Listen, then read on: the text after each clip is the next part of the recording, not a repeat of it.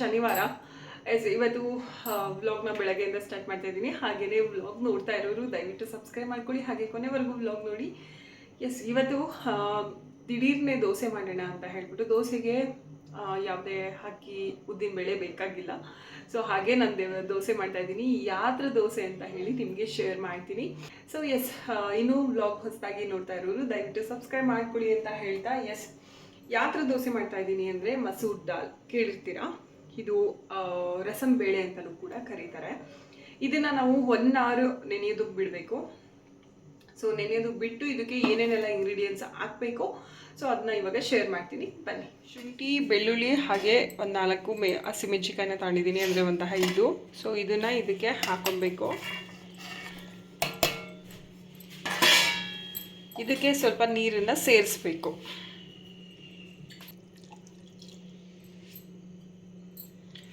ಸ್ವಲ್ಪ ಜಾಸ್ತಿ ಮಟ್ಟಿಗೆ ಹಾಕೋಬೇಕಾಗುತ್ತೆ ಗ್ರೈಂಡ್ ಹಾಕೋದಕ್ಕೆ. ಸೊ ಇದನ್ನು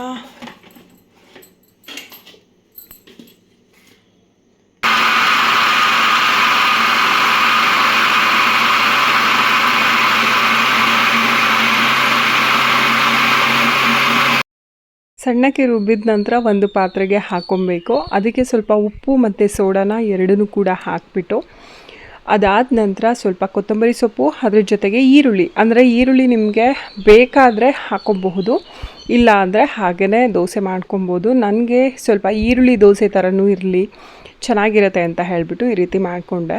ಸೊ ಈರುಳ್ಳಿ ಇನ್ನೂ ಸಣ್ಣ ಇದ್ದರೆ ಚೆನ್ನಾಗಿರ್ತಿದ್ವಿ, ಯಾಕಂದರೆ ಈರುಳ್ಳಿ ಸ್ವಲ್ಪ ಜಾಸ್ತಿ ಆಗಿದ್ದರಿಂದ ತುಂಬ ತೆಳುವಾಗಿ ಬಿಡೋದಕ್ಕಾಗ್ತಾ ಇರಲಿಲ್ಲ. ಸೊ ಫೈನಲಾಗಿ ದೋಸೆನ ಮಾಡಿಕೊಂಡೆ, ಮತ್ತು ತುಂಬ ಅಂದರೆ ತುಂಬಾ ಚೆನ್ನಾಗಿರುತ್ತೆ, ಹಾಗೆ ಹೆಲ್ತಿನೂ ಕೂಡ.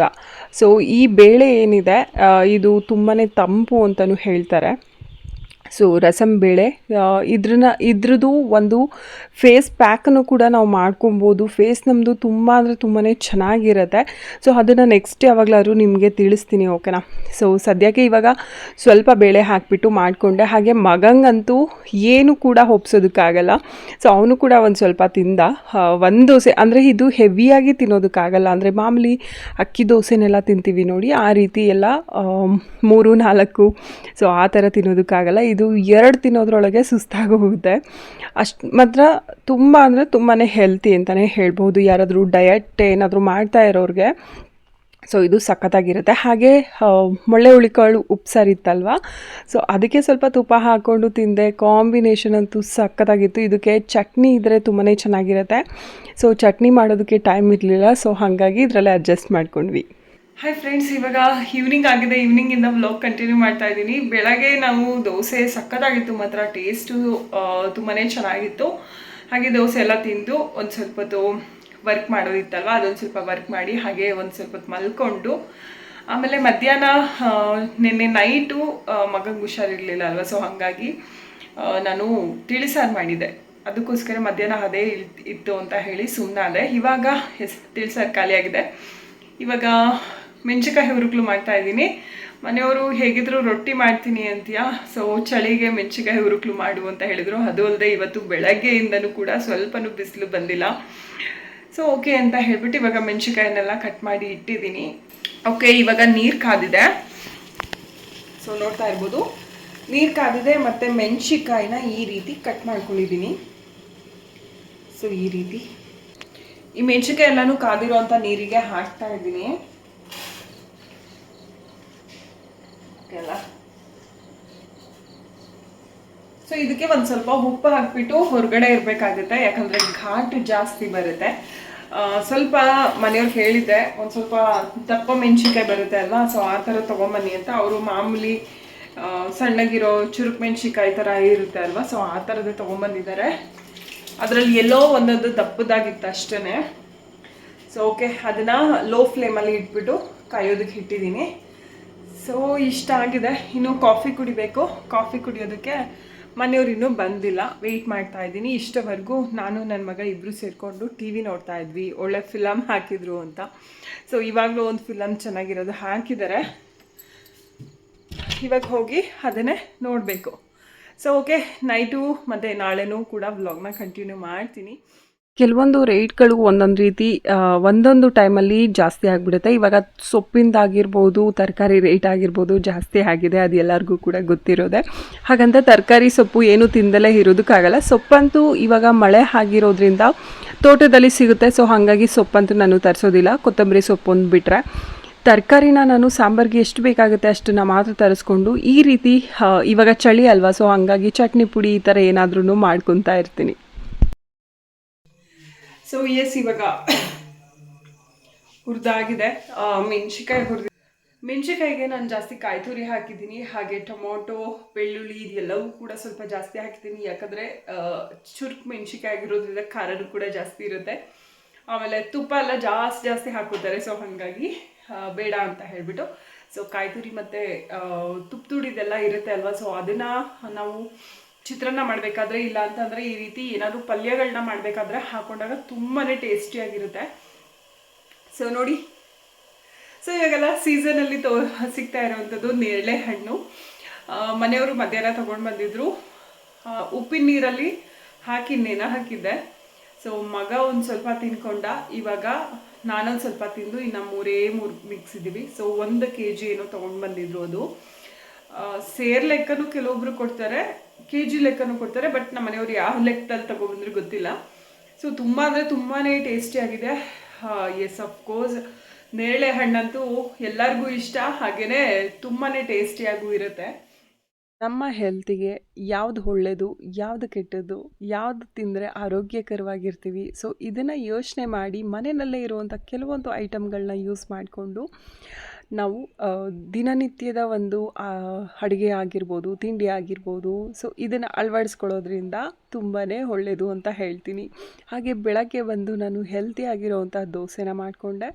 ಇನ್ನು ಮಧ್ಯಾಹ್ನ ಜಾಸ್ತಿ ಇವಾಗ ಹೇಳ್ದಾಗೆ ತೊಗರಿಬೇಳೆ ತಿಳಿಸಾರೇ ಜಾಸ್ತಿ ಮಾಡ್ತಾಯಿದ್ದೀನಿ. ಯಾಕಂದರೆ ಗ್ಯಾಸ್ಟ್ರಿಕ್ ಪ್ರಾಬ್ಲಮ್ಸ್ ಮತ್ತು ಉಪ್ಪು ಖಾರ ಒಂದು ಲಿಮಿಟಾಗಿರಬೇಕು. ಹೆಚ್ಚಾಗಿ ತಿನ್ನೋದಕ್ಕೆ ಹೋದಾಗ ನಮಗೆ ಆವಾಗ ಗೊತ್ತಾಗೋದಿಲ್ಲ.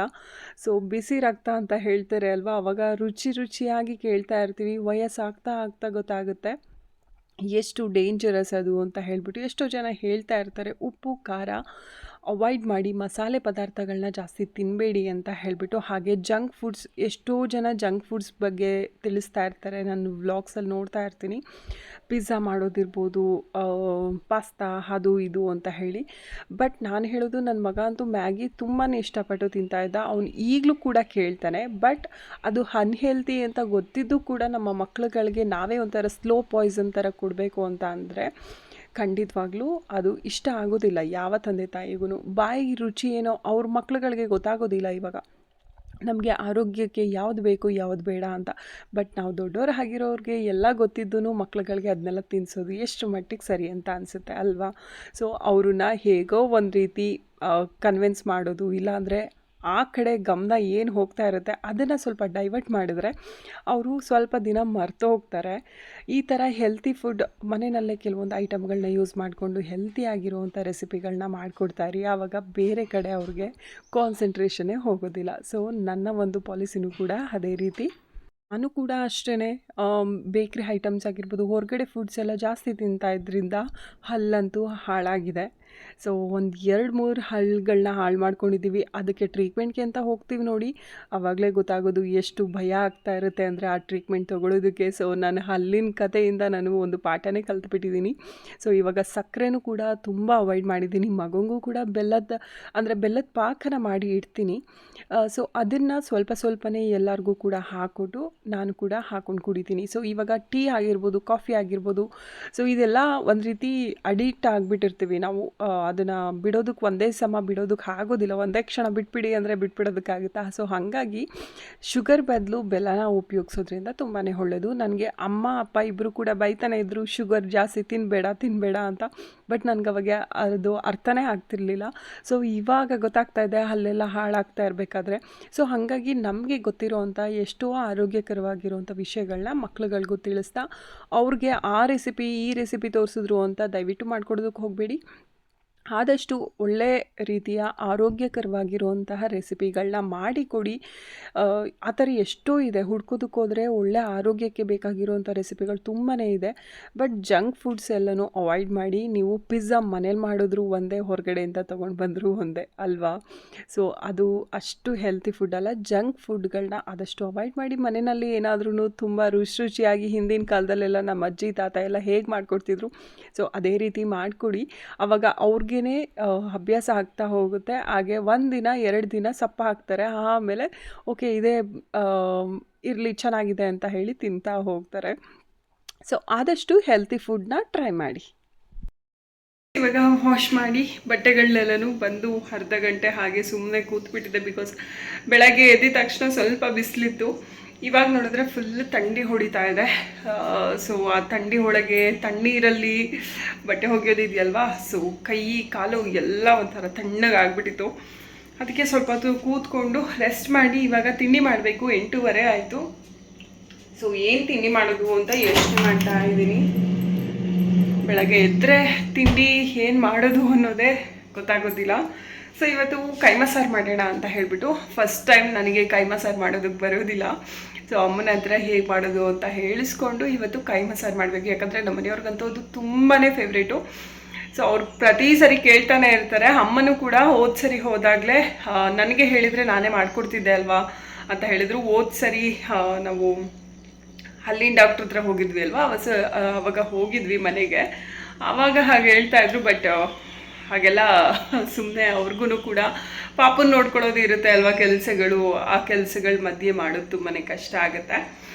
ಸೊ ಯಾಕಂದರೆ ಇದು ತುಂಬಾ ಇದೆ. ನಾನು ಯೂಟ್ಯೂಬಲ್ಲಿ ನೋಡಿದೆ ಹೇಗೆ ಮಾಡೋದು ಅಂತ. ಯಪ್ಪ, ಸಾಂಬಾರಿಗೆ ಒಂದು ಮಸಾಲೆ, ಆಮೇಲೆ ಆ ಉಂಡೆಗಳಿಗೆ ಮಸಾಲೆ. ಸೊ ನೋಡೋಣ, ಅಮ್ಮನ ಹತ್ರ ಕೇಳ್ಕೊತೀನಿ. ನನಗೆ ಕನ್ಫ್ಯೂಷನ್ಸ್ ಆಗೋಯ್ತು ನನಗೆ ಯೂಟ್ಯೂಬಲ್ಲಿ ನೋಡಿಬಿಟ್ಟು ಕೆಲವೊಂದು ವೀಡಿಯೋಸ್ಗಳನ್ನ. ಅದಕ್ಕೆ ಅಮ್ಮನ ಹತ್ರನೇ ಹೇಳಿಸ್ಕೊಂಡು ಹೇಗೆ ಮಾಡೋದು ಅಂತ ಹೇಳಿ ಮಾಡೋಣ ಅಂತ. ಇವಾಗ ಮಟನ್ ತೊಗೊಂಡು ಬಂದು ಆಲ್ರೆಡಿ ಇಟ್ಟಿದ್ದಾರೆ. ಸೊ ನಾನು ಇವಾಗ ತಿಂಡಿ ತಿಂದು ಆಮೇಲೆ ಸಾಂಬಾರಿಗೆ ರೆಡಿ ಮಾಡಿಕೊಂಡು ಇವತ್ತು ಮನೆ ಕ್ಲೀನಿಂಗ್ ಕೂಡ ಮಾಡ್ಕೊಬೇಕು. ನಾಳೆ ಬೇರೆ ಕೆಲಸಗಳಿದೆ. ಸೊ ಅದಕ್ಕೋಸ್ಕರ ಇವತ್ತು ಮನೆ ಕ್ಲೀನಿಂಗ್ ಎಲ್ಲ ಮಾಡೋಣ ಅಂತ ಹೇಳಿ ಬನ್ನಿ. ಇವಾಗ ಇನ್ನೇನು ಮಾಡೋದಕ್ಕಾಗುತ್ತೆ, ಇವತ್ತು ಸ್ವಲ್ಪ ಉಪ್ಪಿಟ್ಟೇನಾದರೂ ಮಾಡಬೇಕು. ಸೊ ಉಪ್ಪಿಟ್ಟೇನಾದರೂ ಮಾಡ್ತೀನಿ. ಮನೆಯವರು ಹೊರಗಡೆ ಹೋಗಿದ್ದಾರೆ. ಸೊ ಅವರು ಅಪ್ಪಂಗೆ ತಿಂಡಿ ಕೊಡೋದ್ರೊಳಗೆ ಉಪ್ಪಿಟ್ಟೇನಾದರೂ ಮಾಡಿಬಿಡ್ತೀನಿ. ಆಮೇಲೆ ಎಲ್ಲರೂ ಕುತ್ಕೊಂಡು ತಿಂದ್ಬಿಟ್ಟು ಆಮೇಲೆ ಕೈಮಾ ಸಾರು ಮಾಡೋಣ ಅಂತ ಹೇಳಿಬಿಟ್ಟು. ಸೊ ಬನ್ನಿ, ವ್ಲಾಗ್ನ ಕಂಟಿನ್ಯೂ ಮಾಡ್ತೀನಿ. ಇದು ಕೂಡ ಅಷ್ಟೇ, ನಾನ್ ಸ್ಟಿಕ್ಗಳನ್ನ ಯೂಸ್ ಮಾಡಬೇಡಿ ಅಂತ ಆಲ್ರೆಡಿ ತುಂಬ ಜನ ನೀವು ಇನ್ಸ್ಟಾಗ್ರಾಮಲ್ಲಿ ನೋಡ್ಬೋದು, ರೀಲ್ಸಲ್ಲಿ, ಯೂಟ್ಯೂಬಲ್ಲೂ ನೋಡಬಹುದು. ಸೊ ಎಲ್ಲರೂ ಕೂಡ ಹೇಳ್ತಾ ಇದ್ದಾರೆ. ನಾನು ಕೂಡ ತುಂಬ ಹಿಂದೆನೇ ಹೇಳಿದ್ದೀನಿ. ಸೊ ಐರನ್ ತವನ ತೊಗೊಳ್ಳಿ. ಇಂಡಸ್ ವ್ಯಾಲಿಯಲ್ಲಿ ನಿಮಗೆ ಯಾವ ಥರ ತವಗಳು ಬೇಕಾದ್ರೂ ಸಿಗುತ್ತೆ. ತುಂಬಾ ಚೆನ್ನಾಗಿದೆ, ಆದರೆ ಸ್ವಲ್ಪ ಕಾಸ್ಟ್ಲಿ ಇರುತ್ತೆ ಅಷ್ಟೇ. ಸೊ ಆ ತವನ ತೊಗೊಂಡು ಬಂದಮೇಲೆ ಸ್ವಲ್ಪ ಅವಾಗವಾಗ ವಾಶ್ ಮಾಡಿಕೊಂಡು ಈ ರೀತಿ ಎಣ್ಣೆನ ತವಾಗೆ ಹಚ್ಬಿಟ್ಟು ನಾವು ಇಡಬೇಕಾಗತ್ತೆ. ಇಲ್ಲ ಅಂತಂದರೆ ದೋಸೆ ಬರೋದಿಲ್ಲ. ಸೊ ಈ ಥರನೂ ಕೂಡ ಇದೆ. ಸೊ ಹಾಗಾಗಿ ನಾನು ವಾಶ್ ಮಾಡಿದ್ದೆ. ಎಲ್ಲನೂ ನೀಟಾಗಿ ಅಂಟಂಟು ಥರ ಆಗಿಬಿಟ್ಟಿತ್ತು ಸುತ್ತ. ಅದನ್ನೆಲ್ಲ ಉಜ್ಜಿ ನೀಟಾಗಿ ವಾಶ್ ಮಾಡ್ಕೊಂಡಿದ್ದೆ. ಸೊ ಅದಕ್ಕೆ ಸ್ವಲ್ಪ ಎಣ್ಣೆನ ಈ ರೀತಿ ತವಾಗೆಲ್ಲ ಫುಲ್ಲು ಹಚ್ಬಿಟ್ಟು ಮಡಗ್ತೀನಿ. ಆವಾಗ ಒಂದು ಕವರಲ್ಲಿ ಹಾಕಿ ಮಡಗಬೇಕು. ಯಾಕಂದರೆ ಎಣ್ಣೆ ಹಚ್ಚಿರ್ತೀವಿ ಅಲ್ವಾ, ಸೊ ಆವಾಗ ಧೂಳೆಲ್ಲ ಜಾಸ್ತಿ ಬಂದು ಕೂರ್ತಾ ಇರುತ್ತೆ. ಅದನ್ನು ಮತ್ತೆ ತೊಳೆದು ಮತ್ತೆ ಇಡೋದಕ್ಕೆ ಹೋದರೆ ಅದು ಸರಿ ಹೋಗಲ್ಲ. ಸೊ ಒಂದು ಕವರ್ಗೆ ಹಾಕಿಬಿಟ್ಟು ಈ ರೀತಿ ಇಡೋದ್ರಿಂದ ಒಳ್ಳೆಯದು. ಸೊ ಇವಾಗ ಬಂದು ತಿಂಡಿನ ಮಾಡ್ತಾಯಿದ್ದೀನಿ.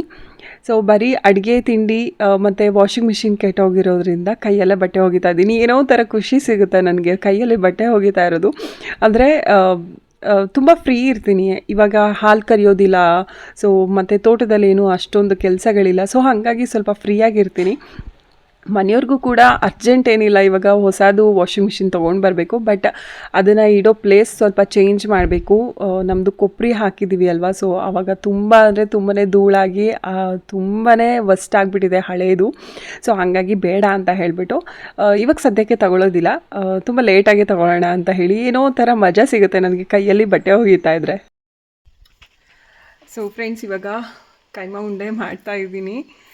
ಆ್ಯಕ್ಚುಲಿ ವೀಡಿಯೋ ಮಾಡೋದಕ್ಕಾಗಲಿಲ್ಲ, ನನಗೂ ಕೂಡ ಮಾಡೋದಕ್ಕೆ ಬರೋಲ್ಲ. ಸೊ ಹಾಗೆ ವಿಡಿಯೋ ನೋಡ್ಕೊಂಡು ಹಾಗೆ ಅಮ್ಮನ ಹತ್ರನೂ ಸ್ವಲ್ಪ ಕೇಳಿಕೊಂಡೆ ಯಾವ ರೀತಿ ಮಾಡೋದು ಅಂತ. ಸೊ ಅವ್ರದ್ದು ಕೂಡ ಯೂಟ್ಯೂಬಲ್ಲಿ ನೋಡ್ತೀವಿ ಅಲ್ವಾ, ಸೊ ಅದೇ ಥರನೇ ಇತ್ತು. ಅದಕ್ಕೋಸ್ಕರ ಅವರು ಸ್ವಲ್ಪ ಬ್ಯುಸಿ ಇದ್ದಾರೆ, ಕೆಲಸ ಮಾಡ್ತಾಯಿದ್ದಾರೆ ಅವರು ಕೂಡ. ಸುಮ್ಮನೆ ಅವ್ರನ್ನ ಡಿಸ್ಟರ್ಬ್ ಮಾಡೋದು ಬೇಡ ಅಂತ ಹೇಳಿಬಿಟ್ಟು ಕನ್ಫ್ಯೂಸ್ ಆಗುತ್ತೆ, ಯಾವುದ್ಯಾವುದಕ್ಕೆ ಎಷ್ಟೆಷ್ಟು ಹಾಕಬೇಕು ಅಂತ. ಜೊತೆಲಿದ್ದರೆ ಒಂಥರ. ಸೊ ಯೂಟ್ಯೂಬಲ್ಲೆಲ್ಲ ಇಷ್ಟೇ ಹಾಕಬೇಕು, ಇಷ್ಟು ಕೈಮಾಗೆ ಅಂತ ಹೇಳ್ಬಿಟ್ಟು ಹೇಳ್ಕೊಡ್ತಾರಲ್ವ. ಸೊ ಹಾಗಾಗಿ ಅದರಲ್ಲೇ ನೋಡಿಕೊಂಡೆ, ಮೊಬೈಲಲ್ಲಿ ನೋಡಿಕೊಂಡು ಇವಾಗ ಮಾಡ್ತಾಯಿದ್ದೀನಿ. ಸೊ ಕೈಮಾ ಉಂಡೆ ರೆಡಿ ಆಗಿದೆ. ಇವಾಗ ಸಾಂಬಾರಿಗೆ ರೆಡಿ ಮಾಡಬೇಕು. ಸಾಂಬಾರು ರೆಡಿ ಮಾಡಿಬಿಟ್ಟು ಆಮೇಲೆ ಈ ಉಂಡೆಗಳನ್ನ ಅದರೊಳಗೆ ಹಾಕಿದ್ರೆ ಸೊ ಕಂಪ್ಲೀಟ್ ಆಗುತ್ತೆ. ಹಾಲೆ 1 ಗಂಟೆ ಆಗಿದೆ. ನಾನು ವೀಡಿಯೋ ಡೌನ್ಲೋಡ್ ಮಾಡೋದಕ್ಕೆ ಇಟ್ಟಿದ್ದೆ. ಸೊ ಇವತ್ತೇ ಫುಲ್ಲು ಮಳೆ ಬರ್ತಾಯಿದೆ. ಸೊ ವೀಡಿಯೋ ಡೌನ್ಲೋಡ್ ಆಗೋದು ತುಂಬ ಅಂದರೆ ತುಂಬಾ ಲೇಟ್ ಆಯಿತು. ಸೊ ಹಾಗಾಗಿ ಸ್ವಲ್ಪ ಮನೆಯವರು ಕೂಡ ಇರಲಿಲ್ಲ, ಎಲ್ಲೋ ಹೋಗಿದ್ದಾರೆ. ಇಲ್ಲಾಂದರೆ ಅವ್ರ ಮೊಬೈಲಲ್ಲೇ ನೋಡ್ಕೊಂಡು ಮಾಡಿಬಿಡ್ತಿದ್ದೆ, ಇಷ್ಟೊತ್ತಿಗೆಲ್ಲ ರೆಡಿ ಆಗೋಗ್ಬಿಡೋದು. ಸೊ ನಾನು ವೀಡಿಯೋ ಡೌನ್ಲೋಡ್ಗೆಲ್ಲ ಮಾಡಿ ಇಟ್ಟಿದ್ದು ಸ್ವಲ್ಪ ಲೇಟ್ ಆಯಿತು. ಇವಾಗ ಕೈಮಾ ಉಂಡೆಗಳು ರೆಡಿ ಆಗಿದೆ. ಸೊ ಅದನ್ನು ಅಲ್ಲಿಗೆ ತೊಗೊಂಡೋಗಿ ಇಟ್ಬಿಟ್ಟು ಬಂದು, ಯಾಕಂದರೆ ಇಲ್ಲಿ ಬೆಕ್ಕುಗಳ ಕಾಟ. ಸೊ ಇಲ್ಲಿ ನೋಡಿ, ಇಲ್ಲಿ ಆಲ್ರೆಡಿ ಬೆಕ್ಕು ಕೂತಿದೆ ಕೆಳಗೆ ಸ್ಮೆಲ್ಲಿಗೆ. ಸೊ ಬಾಯಿ ಹಾಕ್ಬಿಡುತ್ತೆ. ಅಲ್ಲಿಗೆ ತೊಗೊಂಡೋಗಿ ಅಡುಗೆ ಮಾಡ್ತೀನಿ ಅಲ್ವಾ, ಅಲ್ಲಿಗೆ ತೊಗೊಂಡೋಗಿ ಇಟ್ಬಿಟ್ಟು ಆಮೇಲೆ ಇವಾಗ ಮನೆಯೊಳಗೆ ಬಂದು ಮತ್ತೆ ಸಾಂಬಾರಿಗೆ ರೆಡಿ ಮಾಡ್ಕೋಬೇಕು. ಸೊ ಲೇಟ್ ಆಗುತ್ತೆ, ಬನ್ನಿ ಸಾಂಬಾರು ಮಾಡ್ಕೊಳ್ಳೋಣ. ಅದನ್ನು ಕೂಡ ವೀಡಿಯೋ ನೋಡ್ಕೋಬೇಕು ಸಾಂಬಾರು ಮಾಡೋದು. ಸೊ ಎಲ್ಲ ರೆಡಿ ಆದಮೇಲೆ ಲಾಸ್ಟಿಗೆ ವೀಡಿಯೋ ಮಾಡಿ ತೋರಿಸ್ತೀನಿ ಯಾವ ರೀತಿ ಸಾಂಬಾರು ಬಂತು, ಟೇಸ್ಟ್ ಹೇಗಿದೆ ಅಂತ ಹೇಳಿ ನಿಮ್ಮ ಹತ್ರನೂ ಶೇರ್ ಮಾಡ್ಕೊತೀನಿ. ಹಾಯ್ ಫ್ರೆಂಡ್ಸ್, ಸೊ ಬೆಳಗ್ಗೆಗೆ ವ್ಲಾಗ್ನ ಕಂಟಿನ್ಯೂ ಮಾಡ್ತಾ ಇದ್ದೀನಿ. ಏನಕ್ಕೆ ಅಂದರೆ, ಸೊ ನೆನ್ನೆ ನಾನು ತೋರಿಸ್ದೆ ಅಲ್ವಾ ಉಂಡೆಗಳನ್ನೆಲ್ಲ ಮಾಡಿದ್ದು, ತುಂಬ ಅಂದರೆ ತುಂಬಾ ಟೇಸ್ಟಿಯಾಗಿತ್ತು. ಸಾಂಬಾರಂತೂ ಸಖತ್ತಾಗಿತ್ತು. ಸೊ ಅದನ್ನು ಯಾವುದೂ ಕೂಡ ವೀಡಿಯೋ ಮಾಡ್ಕೊಳ್ಳೋದಕ್ಕಾಗಲಿಲ್ಲ. ಮಧ್ಯಾಹ್ನ ತುಂಬ ಲೇಟ್ ಆಯಿತು, ಸ್ವಲ್ಪ ಲೇಟ್ ಆಯಿತು. ಯಾಕಂದರೆ ನಾನು ವೀಡಿಯೋ ಡೌನ್ಲೋಡ್ಗಿಟ್ಟು ಆಮೇಲೆ ಇದು ಮೊಬೈಲ್ ಇರಲಿಲ್ಲ. ಸೊ ಹಾಗಾಗಿ ವೀಡಿಯೋ ಡೌನ್ಲೋಡ್ ಆಗೋದು ಕೂಡ ಸ್ವಲ್ಪ ಲೇಟ್ ಆಯಿತು. ಅದಾದಮೇಲೆ ವೀಡಿಯೋ ನೋಡ್ಕೊಂಡು ಮಾಡೋದ್ರೊಳಗೆ ಏನಿಲ್ಲ ಅಂದರೂ ಒಂದು 2:15 ಆಗೋಯಿತು. ಸೊ ಇನ್ನು ಹೊಟ್ಟೆ ಹಸಿವಂತೂ ಜಾಸ್ತಿ ಆಗಿತ್ತಲ್ವ, ಗಡಿಬಿಡಿನಲ್ಲಿ ವೀಡಿಯೋನೂ ಮಾಡಲಿಲ್ಲ. ಸಾಂಬಾರು ಮಾತ್ರ ಸಖತ್ತಾಗಿತ್ತು, ಟೇಸ್ಟು ಸೂಪರಾಗಿ ಬಂದಿತ್ತು. ಎಲ್ಲರಿಗೂ ಕೂಡ, ಅಂದರೆ ನಮ್ಮ ಮನೆಯವ್ರಿಗೂ ಕೂಡ ತುಂಬಾ ಇಷ್ಟ ಆಯಿತು. ಸೊ ಒಂದು ಸ್ವಲ್ಪನೂ ಕೂಡ ಸಾಂಬಾರು ಮಿಕ್ಕಲಿಲ್ಲ, ಅಷ್ಟು ಚೆನ್ನಾಗಿತ್ತು. ಎಲ್ಲರೂ ಕೂಡ ಅಷ್ಟು ಚೆನ್ನಾಗಿ ಊಟ ಮಾಡಿದ್ರು. ಇನ್ನು ಮಗ ಅಂತೂ ಅವನು ಏನೂ ತಿನ್ನೋದೇ ಇಲ್ಲ. ಸೊ ಅವನಿಗೆ ಅಂತ ಇಲ್ಲಿ ತೊಳೆಗಳನ್ನ ಹಾಕಿಸ್ಕೊಂಡು ಬಂದಿದ್ರು. ಸೊ ಅವ್ನು ಮಟನ್ ಎಲ್ಲ ತಿನ್ನೋದು ತುಂಬಾ ಕಡಿಮೆ. ಏನಾದರೂ ಕಬಾಬು, ತವಾ ಫ್ರೈ ಈ ಥರ ಏನಾದರೂ ಮಾಡಿಕೊಟ್ರೆ ಮಾತ್ರ ತಿಂತಾನೆ. ಸಾಂಬಾರಲ್ಲಿ ತಿನ್ನೋದು ತುಂಬಾ ಕಡಿಮೆ ಅವನು.